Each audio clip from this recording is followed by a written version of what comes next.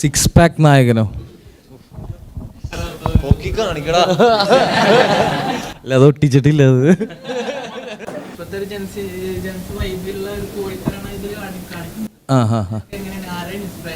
അത് തീർച്ചയായിട്ടും റഹ്മാൻ ഖാ ഉണ്ട് അവിടെ. പിന്നെ നമ്മളുടെ ഡയലോഗ് റൈറ്റർ രതീഷ് ഏട്ടനുണ്ട്. പിന്നെ ഈ കൂട്ടത്തിൽ ആരാ അതിന്? അല്ല, ജിംഷിക ഒഴികെ പോരെ.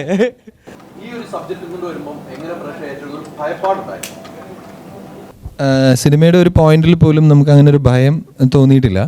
കാരണം എന്താണെന്ന് വെച്ച് കഴിഞ്ഞാൽ നമ്മൾ ചൂസ് ചെയ്തിട്ടുള്ള സബ്ജക്റ്റിൽ അത്രയും കോൺഫിഡൻസ് ഉണ്ടായിരുന്നു. നമ്മളുടെ കൂടെയുള്ള വർക്ക് ചെയ്യുന്ന ടെക്നീഷ്യൻസ് ആൻഡ് ആർട്ടിസ്റ്റുകൾ എല്ലാവരോടും അത്ര കോൺഫിഡൻസ് ഉണ്ടായിരുന്നു.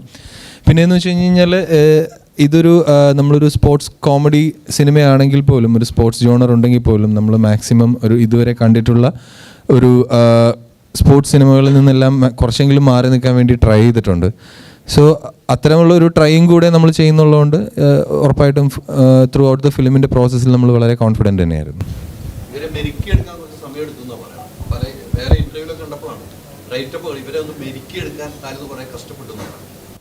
കഷ്ടപ്പാട് മെരുക്കിയെടുക്കുക എന്നുള്ളതല്ല, അവരെ ഈ പറയുന്ന തരത്തിൽ ഒരു സ്പോർട്സ് സിനിമ ആയതുകൊണ്ട് തന്നെ അത് ഡിമാൻഡ് ചെയ്യുന്ന അവരുടെ ഫിസിക്കിലേക്കും അവരുടെ ബോഡി ലാംഗ്വേജിലേക്കും അവരെത്തിക്കുക എന്ന് പറയുന്നത് ഉറപ്പായിട്ടും വേറൊരു മീഡിയത്തിൽ വർക്ക് ചെയ്തുകൊണ്ടിരിക്കുന്ന ആളുകളായതുകൊണ്ട് തന്നെ അവർക്ക് അതിലേക്ക് എത്താൻ കുറച്ച് സമയമെടുക്കും. ആ സമയം മാത്രമാണ് ഞങ്ങൾ എടുത്തിട്ടുള്ളൂ. എല്ലാവരും ഒരുവിധം പോപ്പപ്പ് ചെയ്ത് വളരെ പെട്ടെന്ന് തന്നെ അത് എത്തി. ഏകദേശം ഒരു 6 മാസം നമുക്ക് അതിനുവേണ്ടി സ്പെൻഡ് ചെയ്യേണ്ടി വന്നു. സിനിമയാണെങ്കിൽ തന്നെയും അത് ഒരു ഐഡിയയിൽ വിശ്വസിച്ച് ഇറങ്ങുന്ന ഒരു കൂട്ടമാണല്ലോ. അപ്പോൾ ഈ പ്രീ വർക്ക് എന്ന് പറയാൻ നേരത്ത് ബേസിക്കലി 6 മന്ത് സ്റ്റാർസ് തന്നെ ഇതിൻ്റെ അകത്ത് ടൈം സ്പെൻഡ് ചെയ്യുക എന്ന് പറയുന്നത് ഇപ്പോൾ കലക്ടീവ് സക്സസ്ഫുൾ ആയിട്ടുള്ള ഒരു ഡയറക്ടറാണ് എന്ന അർത്ഥത്തിൽ തന്നെ നോക്കിക്കഴിഞ്ഞാൽ തന്നെ ഇപ്പോൾ നെസ്ലിനെ പോലെ ഇപ്പം പീക്കി നിൽക്കുന്ന ഒരാൾ അയാളുടെ 6 മാസം ഇൻവെസ്റ്റ് ചെയ്യുവാണല്ലോ. അപ്പം ബേസിക്കലി അത് എങ്ങനെയായിരുന്നു നോക്കിയിരുന്നത് ഒരു ഡയറക്ടർ? അത് ഭയങ്കര ഒരു ഉത്തരവാദിത്വം കൂടിയാണ്. ഉത്തരവാദിത്വം എന്നുള്ള നിലയിൽ അത് ഒരു ആർട്ടിസ്റ്റ് നമ്മളെ അങ്ങനെ വിശ്വസിക്കുമ്പോൾ, ഒരു 6 മാസം സ്പെൻഡ് ചെയ്യാൻ വേണ്ടി അയാൾ റെഡി ആകുമ്പോൾ, ഒരു ആർട്ടിസ്റ്റുകൾ മാത്രമല്ല, ഒരു കൂട്ടം ആളുകളുണ്ട് അങ്ങനെ നമുക്ക് വേണ്ടി ടൈം സ്പെൻഡ് ചെയ്തിട്ടുള്ളത്. അപ്പോൾ അത്രയും പേര് നമ്മൾ വിശ്വസിക്കുമ്പോൾ ഉറപ്പായിട്ടും നമ്മൾ റെസ്പോൺസിബിലിറ്റി കൂടും. അവർ അത്രയും ഒരു, എനിക്ക് തോന്നുന്നു നമ്മൾ ചെയ്യാൻ ഉദ്ദേശിക്കുന്ന സിനിമ പ്രോപ്പറായിട്ട് എനിക്ക് അവരിലേക്ക് കമ്മ്യൂണിക്കേറ്റ് ചെയ്യാൻ സാധിച്ചതുകൊണ്ട് തന്നെയാണ് അവർക്ക് അത്രയും വിശ്വാസം സിനിമയോടും ബാക്കി കഥയോടും വന്നതും അവരതിനു വേണ്ടി ടൈം സ്പെൻഡ് ചെയ്യാൻ റെഡി ആയിട്ടുള്ളൂ.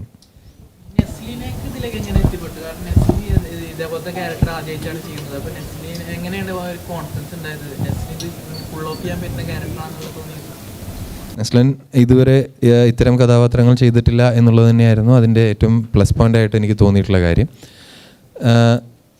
പിന്നെ എനിക്ക് തോന്നുന്നു ഇതിനു മുമ്പ് ഒരു ഇൻ്റർവ്യൂവിൽ പറഞ്ഞിട്ടുള്ള പോലെ എൻ്റെ ഫസ്റ്റ് ചോയ്സ് തന്നെയായിരുന്നു നെസ്ലിൻ. നമ്മൾ വേറെ ഒരു ആർട്ടിസ്റ്റുകളിലേക്കും അങ്ങനെ ഒരു ജോജോ എന്ന് പറയുന്ന ഒരു ക്യാരക്ടറിന് വേണ്ടി പിച്ച് ചെയ്തിട്ടില്ല. എന്തോ അദ്ദേഹം അത് ആദ്യമായിട്ട് കേട്ടു, ഓക്കെ പറഞ്ഞു, പിന്നെ എല്ലാം കൂളായിട്ട് പോയി.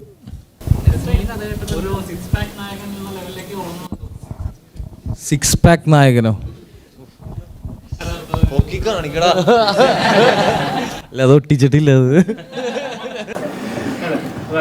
അത് നമുക്ക് സ്ക്രീനിൽ കാണുമ്പോൾ ആ എഫേർട്ട് നമുക്ക് അറിയാൻ പറ്റുന്നുണ്ട്. അപ്പോൾ നമ്മൾ നേരത്തെ കണ്ടത് ഒരു നോർമൽ ക്രിഞ്ച് നായകൻ അല്ലെങ്കിൽ ഒരു റൊമാൻസ് മാത്രം ഹാൻഡിൽ ചെയ്തൊരു നായകനായിരുന്നു. അതിൽ നിന്നൊക്കെ മാറി ഒരു ആക്ഷൻ ലെവലിലേക്ക് വളർന്നതായിട്ട് സ്ക്രീനിൽ കണ്ടപ്പോൾ നമുക്ക് ഫീൽ ചെയ്തായിരുന്നു. അല്ല, ഈ ബോഡി ട്രാൻസ്ഫോർമേഷൻ പറഞ്ഞല്ലോ, ഞാൻ മാത്രമല്ല, ഈ ജേണിയിൽ ഇവരെല്ലാവരും തന്നെ ആ കട്ടയ്ക്ക് കൂടുന്നത് കൊണ്ടാണ് ആ സ്ക്രീനിൽ അതിൻ്റെ രസം കാണാൻ സാധിക്കുന്നത്. അപ്പോൾ ഇത്രയും അടിപൊളി ക്രൂവിൻ്റെ ഒപ്പം വർക്ക് ചെയ്യാൻ സാധിച്ചതാണ് എനിക്ക് തോന്നുന്നു ഭയങ്കര.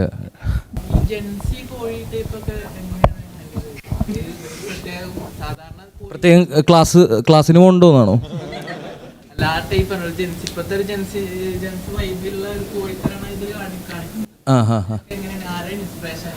തീർച്ചയായിട്ടും റഹ്മാൻ ഖാ ഉണ്ട് അവിടെ. പിന്നെ നമ്മളുടെ ഡയലോഗ് റൈറ്റർ രതീഷ് ഏട്ടനുണ്ട്. പിന്നെ ഈ കൂട്ടത്തിൽ ആരാ അതിന്?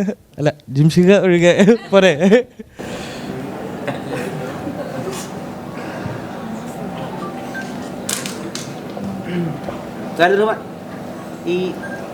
ഈ ബോക്സിംഗ് പടങ്ങൾക്കൊരു ആർക്കുണ്ടല്ലോ, ഒരു ഇൻസ്പിറേഷൻ ആർക്കുണ്ടല്ലോ അവസാനം. ഇപ്പം സാർപ്പട്ട പരമ്പരയിലും ക്രീഡായാലും എല്ലാത്തിനും നമുക്കൊരു ആവേശം കിട്ടുന്നൊരു ക്ലൈമാക്സ് അങ്ങനെ ഉണ്ടാവുമല്ലോ. അത് അങ്ങനത്തെ ഒരു ആർക്കേ അല്ലാതെ മാറ്റിപ്പിടിക്കാം. അതായത് ഒരു ടീനേജ് പിള്ളേർ സ്പോർട്സ് ചൂസ് ചെയ്യുന്നു ഒരു കാര്യത്തിന്, ആ ഒരു ഐഡിയ എവിടുന്നാണ് വന്നത്? ഫസ്റ്റ് ഓഫ് ഓൾ നമ്മൾ ഇതൊരു ബോക്സിംഗ് സിനിമ ചെയ്യാം എന്ന് പ്ലാൻ ചെയ്തിട്ട് നമ്മൾ ഇത് ചെയ്തതല്ല.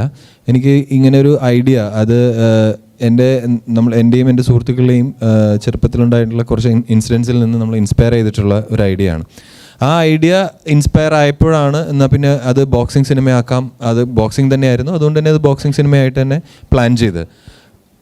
ഒരിക്കലും നമ്മളതൊരു ഈ നേരത്തെ സംസാരിച്ചിട്ടുള്ള പറഞ്ഞ പോലെ ഒരു ഇതിന് മുമ്പുണ്ടായിട്ടുള്ള സിനിമകളുടെ ഒരു ഫോർമാറ്റിലും അത് എഴുതാനോ അല്ലെങ്കിൽ അതിനെ കൺസീവ് ചെയ്യാനോ ആലോചിച്ചിട്ടില്ല.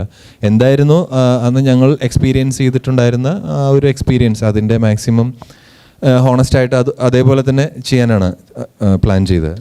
അതുകൊണ്ടായിരിക്കാം അത്തരം സിറ്റുവേഷൻസും നിങ്ങൾ പറഞ്ഞ പോലെ അതുണ്ടാവാൻ. നോർമലി ഇങ്ങനെ ഒരു ചിത്രങ്ങൾ ഇറങ്ങുന്ന സമയത്ത് അല്ലെങ്കിൽ ഉണ്ടാകുന്ന ഒരു കാലിദർമാൻ പടം എന്ന് പറയുമ്പോൾ ഒരു ബ്രാൻഡാണ്. ആളുകൾ ഒരുപാട് എക്സ്പെക്ട് കല്ലുമാലയൊക്കെ ഇറങ്ങിയപ്പോഴൊക്കെ ഒരു ഹൈപ്പ് ഉണ്ട്. പക്ഷേ ഇതിൻ്റെ ഓരോ അപ്ഡേറ്റ്സ് വരുമ്പോഴും ആളുകൾ അത്രത്തോളം എക്സൈറ്റഡ് ആയിരുന്നു. അത് പ്രഷർ എപ്പോഴും ഉണ്ടായിരുന്നു ഇങ്ങനെ ഒരു വെയിറ്റ് ഉള്ളതുകൊണ്ട്. പ്രഷറായിട്ട് അങ്ങനെ ഉണ്ടായിരുന്നില്ല. കാരണം നമ്മൾ ആ സമയത്തെല്ലാം നമ്മൾ സിനിമയുടെ പ്രോസസ്സിലായിരുന്നല്ലോ. അപ്പോൾ ആ ചെയ്യുന്ന വർക്കിൽ നമ്മൾ ഫുൾ കോൺഫിഡൻ്റ് ആയിരുന്നു, നമ്മളത് എൻജോയ് ചെയ്തുകൊണ്ടിരിക്കുകയായിരുന്നു. അതുകൊണ്ട് തന്നെ എക്സ്റ്റേണൽ പ്രഷറുകളൊന്നും അങ്ങനെ എഫക്റ്റ് ആയിട്ടുള്ളതായിട്ട് എനിക്ക് തോന്നുന്നില്ല.